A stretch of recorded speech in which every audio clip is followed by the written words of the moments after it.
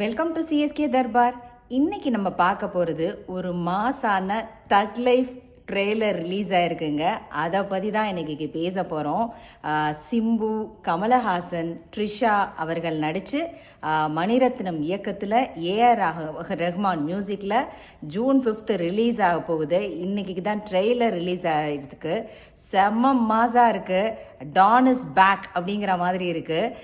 ஆக்சுவலாக இது வந்து த்ரிஷா நான் சிம்புக்கு ஜோடின்னு நினச்சேன். ஆக்சுவலாக கமலஹாசனுக்கு ஜோடி மாதிரி இதில் காமிச்சிருக்காங்க.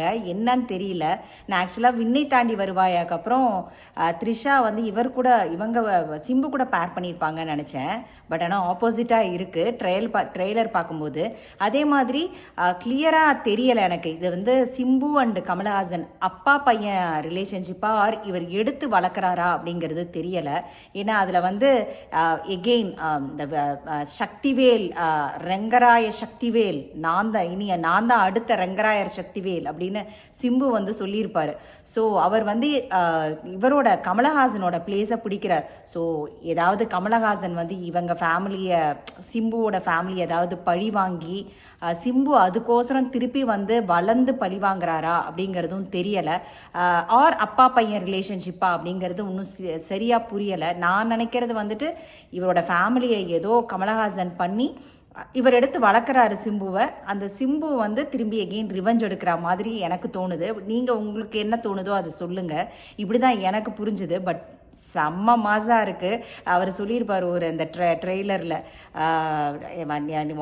குட்டி அப்பா 8 அடி பஞ்சா குட்டி 18 அடி பாயும் அப்படின்னு. உடனே சிம்புன்னு சொல்லுவார் 18 இல்லை 16 அப்படின்வார்.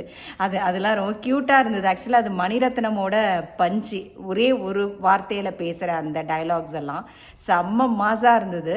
2 பேருமே செம சூப்பராக இருக்காங்க. அதாவது கமலஹாசன்லாம் 70 இயர்ஸ்லாம் சொல்லவே முடியாது. அவர் இன்னும் நடிச்சுக்கிட்டே இருக்கலாம் போல இருக்குது. எவர் கிரீன் ஹீரோ தான் அவர். ஆல்வேஸு ஆண்டவர்னு அது வேறு லெவல் தான்.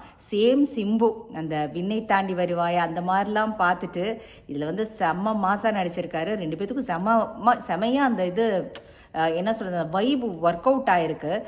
த்ரிஷாவும் ஐ திங்க் கமலஹாசனுக்கு தான் ஜோடி போல் இருக்குது.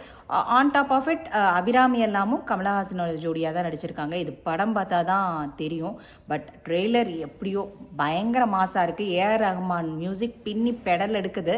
வெயிட்டிங். நீங்களும் ஜூன் 5 பாருங்கள். தேங்க்ஸ் ஃபார் வாட்சிங்.